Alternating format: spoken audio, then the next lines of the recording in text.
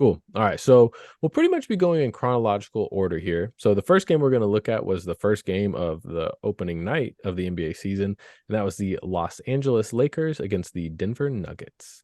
So matchup from the West playoffs last year, very exciting. I have to turn this over to Caelan to begin with, our resident Lakers fan and expert. So, what were your just initial takeaways from this first game? Yeah, so obviously a lot of frustration in the Laker community surrounding Anthony Davis's second half performance. But to start, I want to focus on the Denver Nuggets because I think that was the main story of this game. They were incredible. The Denver Nuggets know exactly what they want to do. I think it's going to make them incredibly tough to beat, especially early on in this season. As I watch some of the other games, it looks like most, if not 29 teams are starting kind of slow. There's not a lot of like great action around the league right now. There's a lot of ISO play, a lot of missed shots. And when I watched that Denver Nuggets team, they looked like they were in mid-season form. I'm pretty sure they would tell you that they have a lot of things that they want to clean up from that game and that they have some things that they want to work on. But from my perspective, watching them, they looked about as good as they could be, particularly that starting unit. Um, Man, I came away with a greater respect for Coach Malone. He did a fantastic job. I love how he has them playing defensively. They have just excellent team defense. Not one player on their team is really kind of like a lockdown defender. But just as a team, as a unit, they defend very well. They're very disciplined. So yeah, I thought a lot of credit just kind of goes to them as far as the Lakers goes. Uh, One of my worries for this season is that although they did have a great offseason, I think what they really did was they raised their floor more than anything else. And I think it's going to lead to them having a good regular season. But I'm not sure how much they raised their ceiling. A lot of this is still going to come down to what Anthony Davis and LeBron James can do. Only 29 minutes from LeBron last night. Darvin said that that's something that they're going to be doing this season. We'll see about that. Darvin often does not keep his word. Just to be clear, I like Darvin, but he stretches the truth often. Coach Um, speak. yeah, yeah, it's not even coach speak. Sometimes I just think he just says things and it's just not true. Like he kind of last year last year he said that AD was done with the load management post All-Star break because they were making a push. Then he rested AD against the Rockets and we lost the game. Then after the game he said it was part of the plan. What do you mean? Yo, we're gonna rest AD. Well, you said we weren't. Come on. So he kind of does that. So I think in reality LeBron's going to be around 32, 33 minutes. That's I think that's still reasonable. I know he's getting up there. It's the season 21, but he looked fantastic. He had lift on his drives, even with guys draped all over him. He's still not going to get any calls. It looks like this season. Um, but I think mainly the Lakers are a team that's going to need all 82 games to kind of get their rotations together, figure out who can do what. Cam Reddish played more than I think a lot of Laker people thought he was going to play, but he actually looked decent. He was horrible in the preseason. So he Shout actually out to Cam Reddish, uh, baby. you got me on that one, Lee. For sure. I The thought whole time I was watching the game, I was like, I cannot wait because I know he sees him out there doing his thing. But please continue. he was good. He held serve. He didn't Mhm. bother me in anything that he did for sure. Um, a couple of things that I think we need to see more of. Austin Reeves didn't get enough opportunities on ball. I think it was a little too much D'Lo. People were tough on D'Lo. He had a rough game. I think this team is going to be tough. I mean, Austin Reeves didn't play particularly well either. I thought the ball pressure that Denver played on both of the Laker guards bothered both of them. And yeah, I don't know. I'm not going to crush AD for the second half. He mentioned that they were kind of just throwing more bodies at him. There was more people around the paint. He's got to be more aggressive. He said that, but I'm just not worried about the 0 points, whatever. I think it's a talking point. It's an immediate thing, but it's gonna be fine. It's game one. I think what really needs to happen, like I said, Austin Reeves needs more on ball opportunity, and Gabe Vincent needs to be kind of worked in. He's an important player. He was pretty much invisible last night, but I think he needs to be featured heavily in this second unit. He needs opportunity to both get his shots up, but also opportunity to just get guys involved. He needs to just be more in rhythm, because I think he could be a good player for us, because I think we just lack the firepower to keep up with them. There's only so much you can do. We could sit here and talk to a blue in the face about coverages. I thought Darvin Ham did a good job. He mixed up the looks that Jokic saw. There's only so much you can do with him, even if you do a good job. You have to score. You have to have some over the top shot making, which we saw Denver have plenty of, and we just didn't have enough. So I'll let you guys kind of jump in, but those are kind of some of my main takeaways. Yeah, I think honestly, looking at that Lakers game from the Lakers' perspective, I think y'all really just pulled the short stick on opponents for opening night. If you guys would have faced any other opponent this week, I think you would have had a fine game. The Nuggets were shooting what I feel like lights out and above average for anybody else in the league. I was honestly looking at our the different fantasy players in my fantasy league team, and just looking at the shooting percentages all around, I was like, Jesus Christ, nobody's making anything tonight. Nope. It's just high volume shots, not very many of them going in. And I think that's the case across the league for everybody except the Denver Nuggets. I mean, the Nuggets shot like 42% from three, 52% from the field, which can be seen as like an average field goal percentage. But on a night where the rest of the league is going like 40%, 36% from the field, it seems pretty spectacular. Like you said, I don't put too much stock into AD not scoring. That's an anomaly, and he's just going to be much better than that moving forward. And that was really the only missing piece. I think if you guys got a normal second half from him, then that was going to be a very competitive game. And he just seemed out of his rhythm, and I don't expect him to do that moving forward. But you're right that LeBron looked amazing. I thought every time I would just blink, he would be getting a rebound and pushing it up the floor and then dunking on the other side. And I was like, how is this happening? He's so old. But that's exciting for me. That's exciting, I think, for the NBA that LeBron can just continue to do this year after year. And he's just such an integral part to y'all's offense. And hopefully you guys will be able to capitalize on more turnovers and a lot more scoring in transition in that way. The support cast does need some help, I think, as far as, or at least some time to get developed and get comfortable out there. D'Lo's game is difficult to gauge because of his reputation as a poor decision maker. I feel like at times I thought he had a solid game. Even just looking at the numbers, they're really not that different than Austin Reeves' numbers, who people are pretty comfortable with the shots he takes and how many shots he takes per game. I think it was pretty standard in that way. I think sometimes real quick, I think people just like Austin more. I don't think it's Austin true. played any It's better than completely D'Lo. reputation But yeah, thing. they crushed D'Lo, but I think they both could have played better.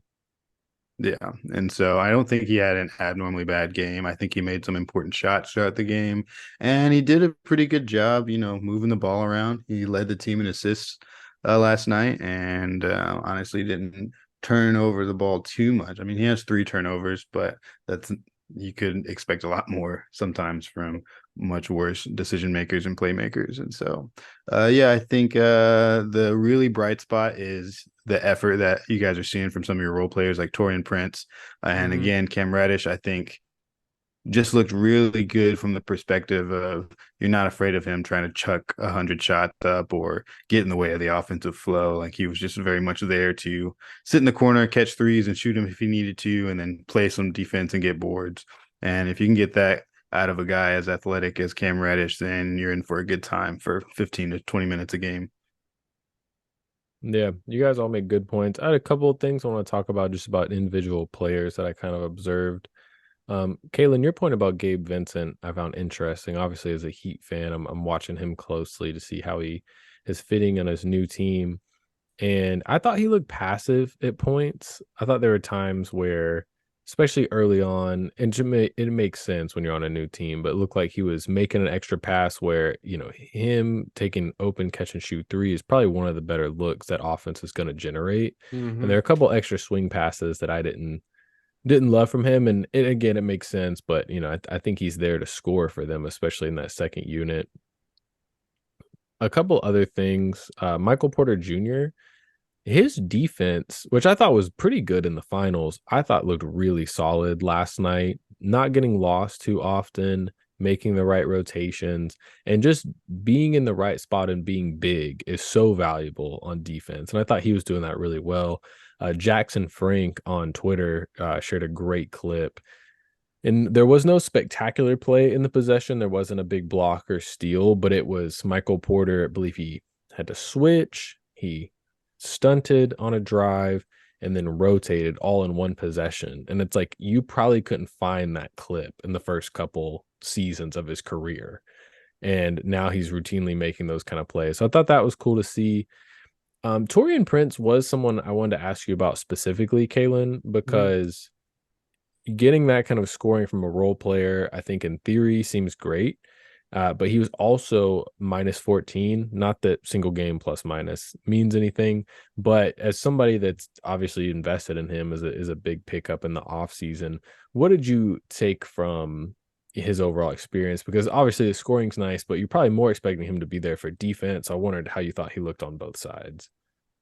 Excuse me. Torian Prince said after the game that his role has never changed the entire time he's been in the NBA. No matter where he goes, he has the same role. So he mentioned how comfortable he felt, and I think that showed in the fact that he was the only Laker who could really hit a shot. And that comfortability was super important for him. I think that's gonna help him be consistent on offense as a shooter. I just think he's just amazing as an off ball spot up guy. Defensively, I like Torian Prince off ball. I think he's a smart player. I think he has some physical limitations in terms of his strength and his athleticism. Um, but I just think he's a really smart guy, and I think that he can play within the team concept well enough. I think they went with Torian Prince in the starting lineup, uh, partly because I guess Jared Vanderbilt was healthy. We didn't talk about him, but he could have been useful in this game. The Lakers had no point of attack defense for Jamal Murray at all. But I think Torian Prince was a good middle ground between Rui and Jared Vanderbilt. So I think that's kind of why they chose to go with him. Nice. Yeah, that makes sense. Yeah, I think it'll be interesting overall just to watch how the Lakers' depth and new pieces especially kind of form over the course of the year. And like you guys said, the Nuggets looked awesome. There's so much cohesion, especially in that starting unit. But even when just two of the five from the starting unit are on the court with bench guys, there's still so much synergy. All the bench guys know where they're supposed to be, the role they're supposed to play. So that yeah, Denver's going to be awesome, and they're going to be great to watch the rest of the year. Did you guys have any closing thoughts on this one? Yeah, Shout out to. Oh, go ahead. I just wanted to heap a little more praise real quick on Denver. Mhm. If I was a Denver fan, I'd be really excited about the bench and the young guys. Guys, they were playing DeAndre Jordan last year. He's terrible. He's the worst player in the league. They have Zeke Naji now. He looked really good. I think they're not quite ready yet, but as the season goes along, I expect those guys to be integrated very well, and I think that they should be okay replacing Bruce Brown and Jeff Green. Jamal Murray is impossible to stay in front of. I know he doesn't great, but he's so shifty. And he just looks incredible. He's playing with a lot of confidence. And lastly, MPJ, shout out to this man. He needs to be praised, man, because you're not gonna look at the box score and see that he had a really good game. But it was funny. We talked about this in the Discord. I said, maybe he's just more mature, that he's kind of okay with a more quiet game. And then, I saw that tweet that said, "Oh, he's mature basketball." Like he just understands, especially after a championship, bro. Like you know what it takes to win. Now it's just up to you. Are you going to play the right way? You know what to do. And I thought it was a good sign that I mean, they don't really they don't really do anything for him. Like, they run their action through Jokic. They have Jamal Murray as the ball handler. KCP's a shot creator guy. And Aaron Gordon does a ton of dirty work for them. They don't really do anything for MPJ, and I guess he's just fine with his role, which is awesome. So I just wanted to praise him for that. Yeah, I think once you get that ring, it makes it so much easier to buy in. After that first one, you're Right. like, okay, if standing in this corner means I get another one of these, cool. I'm Absolutely. chilling. And he gets to put up 13 shots a game and he spends 30 minutes on the floor. So I think he's in a good situation, but he's done a really good job of accepting that role and thriving in it. And he had a great game last night, despite what the box score might say. Another guy I Hmm. want to give some praise to is Aaron Gordon. Just Yep. specifically, I just think that guy was awesome last night. It's just so funny when you watch the Nuggets and you see guys like Jokic and Jamal Murray out there doing their thing, being the all stars that they are. And then you turn and you see Aaron Gordon and you remember, oh, this guy was trying to lead an Orlando team to the playoffs every year. And like this was the guy for a team at one point in time in his career. And there's still just flashes of that, like mentality and that ability to be like, I have the ball, I'm pushing it. We're going to run a few plays through me, and it's going to work really well because I'm a very talented basketball player. And so he was just everywhere on the boards, making plays for his teammates, defensively sound, just getting really aggressive out there on the floor and making a difference. And if he's ever left out there with the bench unit, like you still have to be very concerned that they're going to be very productive through him.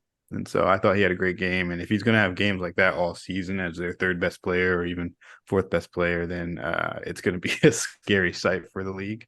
Hmm.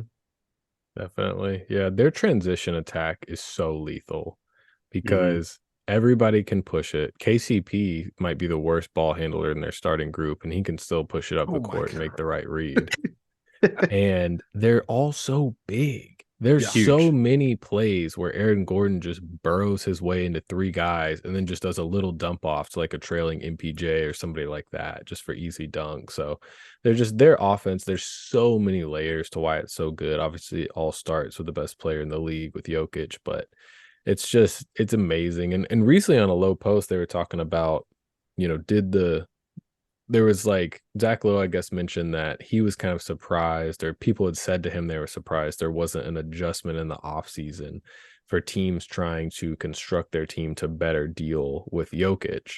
And he countered by saying teams did when you look at teams just generally trying to get better, because you're really, like Caelan said, you're going to need to outscore this team. Hmm. And there's not like some big bruiser you can just add to your roster to like pick up some cheap fouls and just bang with Jokic. Like you have to have a good skilled players out there at all times or they'll get taken advantage of. And that's what the symbiotic relationship between the Jokic Murray pick and roll is.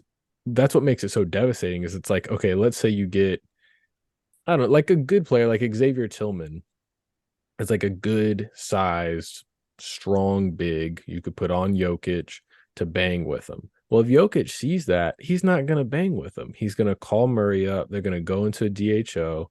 And Tillman's like, well, do I drop? And then the pocket pass is already through to Jokic. He's making, spraying out to the corner, getting a layup.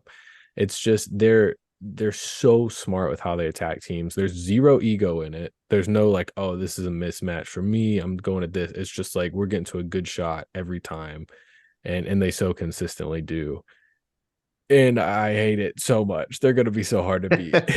They're going to be so Yeah. hard to Yeah. beat. I mean, even if you just look at this game, I mean, Anthony Davis is our, projected defensive player of the year. And, he did a great job of keeping Jokic to not score 30 points. And so, like, there's not really another team in the Mhm. league that's going to be able to do better than that. Yeah. Miami, as much as I love us, we just saw how brutalized we were Well, by yeah. Jokic and Aaron Gordon. And even if you have somebody like Bam, it's like, well, you've got Aaron Gordon there being a menace Yeah. for 35 minutes a game. And now you can't just have Bam locked in on one guy. If you don't have enough size for two guys, then you're really screwed. Yeah. Yeah. The personnel around Jimmy and Bam didn't let us see the fully realized version of this. But I think you could argue Jimmy and Bam, of people that are actually teammates, is the best tandem to guard Jokic and Murray possible, because they can both switch enough. And, you trust Bam to be on Murray. You trust Jimmy to fight with Jokic. But they just got brutalized. And, part of that was like Caleb Martin or Kevin Love was on Aaron Gordon. He was beasting on the boards and stuff. There were other problems, but I don't know if there's a better tandem in the league to guard that, pick and roll combo. And they just ate it alive. So they're going to be super good. They're super fun to watch. extremely well coached, like Caelan referenced. So great Real, team all around. real quick, I wanted to add one more thing, Micah. Excuse me, because you mentioned their transition game, specifically Jokic. Next time you guys watch Lakers, anybody, the audience, next time you guys watch the Lakers, pay attention to how many times AD is the last person on the court to cross half court, getting back on defense, and note what happens on those possessions. Does the other team score? Where do they score? Who scores the ball? It's always relevant. Mm, AD goes for offensive rebounds. He has no business because he's not going to get it, especially when you're going against Aaron Gordon or somebody like that. And he's just kind of slow, just yeah. naturally. He just kind of trots back. There's no way Jokic is not an athlete. He's not fast, and he killed you Hmm. down the court every time. Like there's no Hmm. excuse for Mhm. that. Yeah. Yeah. Do you think That's a it's good point. interesting to think about that? Because I think part of it's probably, how often he falls or gets contact and how often he's at the rim. So he has the last starting position. But it also Mhm. makes you think of LeBron's first year with Anthony Davis when like they had like a Tua Tagovailoa at a Tyreek Hill type of like transition attack happening where like every day there is a new highlight of LeBron throwing a full court pass to AD down the court and he was getting easy layups. So do you think that's like his athleticism has diminished or he's playing differently? Like I just feel like we don't see those that often anymore. Or maybe I'm missing them, but what do you think about has changed in that? Well, specifically in reference to that play was awesome the first year they got together. The next year, the league was hip to it. They turned the ball over on that play so many times. Mm, The second year, it was so frustrating. And then the third year, they kind of stopped trying. mm, But whenever I watch highlights of Anthony Davis in New Orleans, he's so much faster. He was fast. And that's the difference, I think, now in him athletically. He just doesn't have that speed. So it's kind of rough. But that makes sense. Yeah. Well, that kind of wraps up our Lakers Nuggets review. Awesome game. If anybody didn't get a chance to check it out, definitely worth a rewatch. We'll move on to the second game of opening night, which was Phoenix at Golden State. Very exciting matchup. You had all the different storylines. I believe it was Durant's first game available to play back in Golden State since leaving. Obviously, Chris Paul's first game against Phoenix since being traded. So a lot of narratives around, but also some interesting hoops being played. When you look at Denver's offense and then you watch what these two offenses did following that, tough to watch for stretches. But there are also good portions. We can get into the specifics of what we liked or what we didn't like. Ultimately, I guess I should say for people that aren't aware of this, the actual final score was Phoenix 108, Golden State 104. So close game. Came down to a couple painful Chris Paul missed threes down the stretch that really could have, won it for Golden State or at least maybe forced overtime. So, Lino, I'll start with you on this one. What were your general takeaways or things that stood out to you about this matchup between the Warriors and the Suns? Yeah, absolutely. I think this was a great game. It was really fun to watch. A game of definitely different like swings and momentum for each team, and I think we got to see flashes of what we can expect moving forward. Again, something to keep in mind is we didn't have Bradley Beal; he was out as they are trying to manage some of the back pain he is experiencing, which is also something to keep an eye on throughout the season and could be an indicator of what we might be able to expect moving forward as far as consistent games played by this unit. One of the first things I want to talk about with the Suns is going to be Yusuf Nurkic. I thought he had a really good game, and I think he fit into this offense very smoothly with his effort, his size, and his ability to move the ball around really fast. He's a guy who catches the ball in the corner and doesn't really hold on to it very long. He kind of knows if he's close enough to the basket, he might make a move towards it, but otherwise, he's almost immediately getting it out to the next open guy. And that's huge for an offense that's going to want to shoot the ball a lot. And he cleans up the boards really well, had 14 rebounds, 11 of them on defense, 3 on offense, and had shot a couple threes and tried his best to stretch the floor when he could. And I think if they get more of that alongside the great gameplay of Beal, Booker, and Durant, then there's a lot of positives they can see from this offense. Another guy that was really awesome for the Suns is going to be Josh Okogie. I really, really loved what we saw out of him. The whole time I was watching, I was like, this guy is awesome. I haven't watched too many Okogie games in the past, but just and I didn't even realize he'd been picked up by this team. But man, he was out there flying, crashing the boards, making really high effort plays, and that's just the kind of guy that you need around a bunch of superstars. Is someone who's just going to be a dog on the floor for 48 minutes a game. And so he was awesome. Probably got way more minutes than he might get moving forward. But at least they can trust that he's going to give it his all out there. Devin Booker looked amazing. He is just a killer and a demon, and not a fan of him going up against my team in any time in the near future. Kevin Durant and Klay Thompson were having a bit of a mid off throughout the whole game. It was really tough for them to kind of get going, but eventually they both started to make some shots and get things going offensively, and had some patience there. But I think with the Warriors, I was just, they lost the game, but it was really to some uncharacteristically poor shooting. They shot, I think, 25%, 23% from three, 35% from the floor across the whole team. And so Chris Paul's 0 for 6 from three is obviously going to be a conversation starter for sure around the league. But I thought he did exactly what I thought he'd do well for this team as far as getting the ball, moving it around, getting the big guys involved, running pick and rolls and running different sets. Notably, I noticed that Steph Curry didn't have like any assists through most of the game. I think he didn't get his one assist until like the third or fourth quarter. And so Steph just kind of got to run around out there and be just a high-powered offensive shooting guard for the most part. Which, the best shooting guard you can have is probably Steph Curry. And so he was incredible in that way. And Chris Paul really allowed him to just run all of his sets and trust that some high-powered offense is also happening on the other side, as far as generating shots for other people. Not necessarily any offense being generated by Chris Paul himself, but I really loved how he was able to move the ball around. And one thing to note is that Warriors actually averaged around 16 turnovers per game last year. And through the first three quarters, they actually only had 5 turnovers. In the fourth quarter, they managed to get another 6 turnovers, and most of those were Klay Thompson, who struggled tonight. Eventually was able to start making some shots, but yeah, had some really dumb turnovers throughout the game. And but before that point, and even still, they finished with 11 turnovers, which is way less than their season average last year. And so again, I think that is going to be a huge part of what they can do offensively and the things that Chris Paul brings to the table.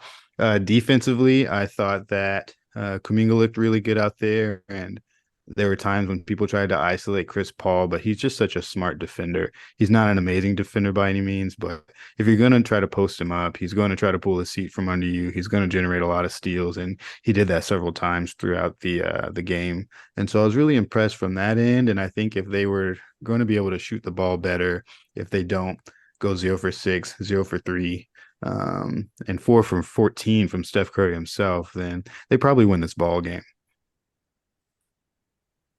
Yeah, so one thing that I was telling myself going into the night, like just trying to be cognizant about, was don't overreact to anything you see. It's game one. It's probably gonna be some sloppy play. Some players will play bad. It's the nature of every game, no matter what number it is. Somebody's gonna play bad in the game. And I thought that this game was kind of tough not to overreact on the Warriors side. I really did not like what I saw from that team, and I thought that there were some red flags that I want to talk about. So one of the red flags that kind of stuck out to me, and I don't think this is going to be the case moving forward, they were missing Draymond Green. He's a huge player for them in any given season, but for sure this season, he's going to mean a lot to them. You saw what Yusuf Nurkic did to this team, guys. Nurkic is a bad player, in my opinion. I do not think he's good. I don't think he's going to have a good year. But what he did to them that's not a good sign. That's way bad. But I think if they had Dre, it would have been a little better. But they had Jonathan Kuminga finishing. Is that what I saw? He was in the game late into the fourth quarter. There was a drive where he tried to force right on Kevin Durant. It ended up in nothing. I just don't like to see any of those plays from Kuminga late in the game where he has the ball in his hands. He's making decisions. What is that about? I don't like what I saw from Chris Paul. he could be fine for this team potentially. It's just a weird signing. This is not what he does. This just not. He's not going to be great at this. He is a Hall of Fame point guard at running the pick and roll. That's what he does. And what we saw was a whole lot of pounding the rock and running pick and roll for Chris Paul. I hated that. I want the ball in Steph Curry's hand. I don't like the one assist thing. Give the ball to Steph Curry. Do not give the ball to Chris Paul. That is insane. They ran way too much for him. And I don't think that. I don't think it's going to work. Just, we're going to stagger. We're going to bring Chris Paul off the bench and he's going to run the second unit. That's not going to work. What are you going to do with the second unit? Run pick and rolls with Chris Paul and who's out there? Kuminga and Dario Saric? That's not going to work. Not this year, not in the Western Conference. Okay, Dario Saric off the bench, I don't like him. I don't like him. We saw guys like Okogie and Goodwin. I don't even know who Goodwin is. He was climbing his back the whole time that Goodwin was out there. He's climbing up Dario Saric's back. It just was not good. It wasn't good. This was not a good game to lose. If you guys can remember, historically, as far as this dynasty has been going, the Warriors are very good at home. Even last year, without Andrew Wiggins, for half the season, they were fantastic at home. They were very hard to beat. Okay, and then they lost this game to a team without Brad Beal at home. That does not bode well for this team. I'm trying not to overreact, but man, I thought that they had a rough game. Andrew Wiggins was terrible. I don't think he's going to be that bad moving forward, but he missed several bunnies at the rim. He missed, or he took some difficult shots that were not going to go in. I didn't like what I saw from Andrew Wiggins. Guys, is Klay Thompson good? Is Klay Thompson good? Oh man, is he good? That was probably my most. Is he good at basketball? He is don't know. so slow. He's not going to be anybody there. if he is not schemed open, or if there's not a dribble drive from Chris or whoever that can get Klay an open look. He takes tough shots because that's all he can get. Yeah, he's not going to be anybody. Those contract extension talks got further away last night. Oh my goodness! Is he good at basketball? I do not know. I think the problem with Klay is he is not as good as he was, and he has the ultimate green light no matter what. And he's made a career of taking pretty bad shots. And now he can't hit him at the clip anymore. And he's not fast enough to get the separation off these pin downs like he used to be. No. So it's like, you really got to Klay used to have a good first step burst. He could finish. He used to get to the rack. Yeah. He can't get to the rack. Yeah. Kuminga, I think I'm ready to say Kuminga is a theoretical basketball player. Like he's good in theory. It just doesn't work with this system. The system is so odd. They have to be so careful. We talked about how the Denver Nuggets know exactly what they want to do. The Denver Nuggets have the prototypical basketball team. Like what the Warriors are doing, this is so hard to draft for. You don't know if the young players are going to be able to figure this out. It's so hard to acquire the right free agents. We've seen them acquire Kelly Oubre, D'Angelo Russell, and they ship those guys out. They don't work. I don't think Chris Paul is going to work. I think they're going to ship him out. Like, what are they going to do? The only good thing I want to say before I turn over to you, Micah, I like Moses Moody a lot. I think Moses Moody is really good. I think he needs to play more. Put him in the game. Less Kuminga, more Moody. Yeah. No, he all was your the points only are one. solid. Yeah, I would the only thing I would say is I think all of that's very valid. I think Chris Paul probably saw a lot more burn than he would have if Draymond Green was available and if Steph Curry didn't get into foul trouble pretty early. Steph had 3 fouls pretty early and then had 5 fouls like at the beginning of the fourth quarter and just sat for most of it. And so I don't think Chris Paul is going to be able to get to do as much as he did tonight moving forward, because I agree with you that I don't think it's as good of an idea to run your full offense through him for 48 minutes a game. And hopefully they do make some midseason, changes to maybe freshen up this bench, because I think their floor is going to be kind of low with some of the play that we've seen from the guys that they have currently.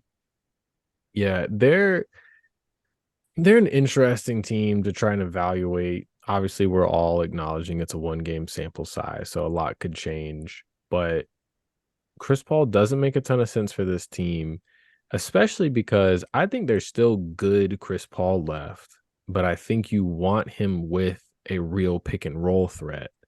And this team does not have one. No. So Kevon Looney is not a scoring threat. So you're not really going to worry about him as a roller. So now CP has even less space when he's coming off that screen because they're not really worried about Kevon. And then once Draymond comes back, why aren't you switching a Chris Paul Draymond Green pick and roll? Neither one of them's going to do anything against a mismatch at this stage in their career. So that's just going to gum up the offense. So it's worrisome. I get some of the playmaking stuff where they use CP as a hub. Like, I think that can be effective in doses. But for everything invested in how you have to play with Chris Paul on both sides of the ball, it's worrisome for sure. And like you guys both referenced, it's taken the ball out of Curry's hands, which obviously he's the best off ball player to ever live. He can still be super effective, but I still want to see some just straight Curry pick and rolls. And if we're seeing 20%, 30% less because he's having to share the floor with CP, that's worrisome. Another thing, if we want to just have like scathing hot takes, there to me feels like there should be a point of diminishing returns on the Kerr offense because if these few guys can work in it, if so few guys work in it, how effective is it? And does it work at all without a top 5 offensive player ever? So, like you guys referenced, D'Angelo Russell, Kelly Oubre, there's guys on the list, and there's guys that it works for. You know, it worked for Nemanja Bjelica a few years ago. Otto Porter worked well in it. There are guys, and Saric is a guy that will probably work well within the scheme of it. But if you have to be so specific and you can't mold guys that you draft to work in it, I don't know how valuable is it? How much is it worth it to invest in this complex split cut read and react system if it alienates 80% of the player pool? Yeah. No, those are great points. That's Yeah, my so Steve never Kerr rant. mind. The Warriors had a bad game and they have a bad team also. And so if we just want to scratch the first 10 minutes of what I was saying. Well, Uh, actually, real quick on that Warriors had a bad game. I want people to stop saying that. Oh, well, they shot so and so percent. They're not gonna. Yes, they are gonna do that again. Name one reliable shooter, not named Steph Curry. Okay, they play a lot of Mhm, Kuminga. They play a lot of Draymond, Looney. Dario Saric is not reliable. They play a lot of Gary Payton. mhm, Okay, they don't have reliable shooting. This team can't really shoot outside of Steph Curry. The way people are kind of just attributing them to have these shooters, they don't have those guys. They're going to have a few more of these nights. mhm. But let me touch on Phoenix real quick. I thought not too much to say about Phoenix. I liked what I saw from D Book. D Book's going to have a fantastic season. I just love to see him take the challenge. He is a two-way player. If I've ever seen a two-way player, he wants to guard the best guy, and he's got a motor. I feel like that's not really attributed to him. He goes hard all game, both sides of the ball, and he does it pretty much all season. I mean, he don't take games off. So shout out to D Book. I think he's going to have a good year. I think Kevin Durant, maybe okay. I'm happy to be wrong about this. I think he's a scooch overrated at this point of his career. Not in his totality, but just at this point of his career. Go ahead, Lane. he was really struggling to create space at times. Like what would normally be like a wide open jumper for him, his like turnaround jumpers was like creating half the space that it normally would back in like 2, 3 years ago. So I agree. I think he's losing step by step every season, and it's going to start being overvalued pretty fast if it keeps going in this trajectory. Um, I definitely agree with that. I do think that is a good point about the space. That is probably like the biggest thing. Yeah, a lot of his shots. I mean, he's KD, so he's so tall. He's a great shooter. He can hit those pull up shots. We just saw last season he was shooting just an unbelievable clip from mid range. But I'm just not so sure. A couple of the other guys. I don't like Grayson Allen. I think he's gonna shoot better than he shot last night, but I just don't like him. I don't think he's very good. Um, Going back to that, who's gonna take somebody's starting spot? I should have said Drew Eubanks. He's better than Nurkic to me. I kind of like He's Drew. solid. He's really good. And one last thing, Micah, you mentioned Nasir Little whenever we talked about the Suns a couple of pods ago. I didn't think anything of it, but I watched him in the Lakers Suns preseason game. He was pretty solid. I think he's pretty good. I think Nasha Little maybe should just play a little more, but the role guys just don't. The role guys have like a simple job. Hmm. Josh Okogie, hey, just give 100% on every play. Just run around, go full speed, and things will probably work out for you. Like I think the role guys. I didn't like them. I thought they were overrated. I thought people were kind of talking too much about Yuta Watanabe, but he had a good game. Really He was good. solid. He was really solid. I think for what Vogel's asking those guys to do, I think they could be good. So I like the Suns. They had a first game of the season. It was rough for them, but they came away with a road victory against Golden State, and that's solid for them. I think they're gonna have a good season. Yeah. Yeah. I had a couple Suns thoughts I wanted to get into as well. Um, the role players look good to me. Jordan Goodwin, who might end up being kind of a steal of that Beal transaction, looked solid defensively. He's only 1 of 4, but he's a +7. And I think just having guys off the bench that can bother the other team's good players is Mm-hmm. important. One thing that I'll always watch for Phoenix is shot distribution. In this game, we were looking at 11% of their shots were at the rim, 57% of their shots were in the mid range, and 32% were from three. So obviously they have Jesus Christ. I know. Like they have elite mid-range shooters, and Beal is a fantastic driver and will help with the rim numbers. But that's always going to be something you're keeping an eye on. You'd like to redistribute a good portion of those mid-range shots to the rim and three. As far as specific players play, Booker's passing was phenomenal, especially Mhm. down the stretch. They were sending a ton of help at him. He had to make the right play for 3 straight possessions. I think it was maybe a kick to Eric Gordon for a 3. He hit Nurkic on the roll with a really nice pass so he could finish. There's one other play, but it's 3 straight assists where Booker is really making the right reads. And this is a guy that, ran, I think it was like under 10 total pick and rolls at Kentucky his single year there. And he has blossomed into one of the best pick and roll players in the NBA. Still had 6 turnovers tonight, but they're asking him to handle a lot of the ball handling duties with Beal out, but they'll also ask him to do that for much of the season, I'm sure.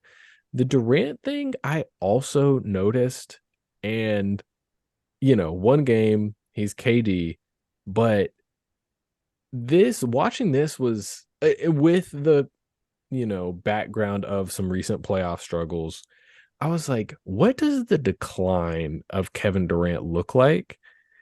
And this almost felt like a preview. Not that it's starting. He's still going to be great.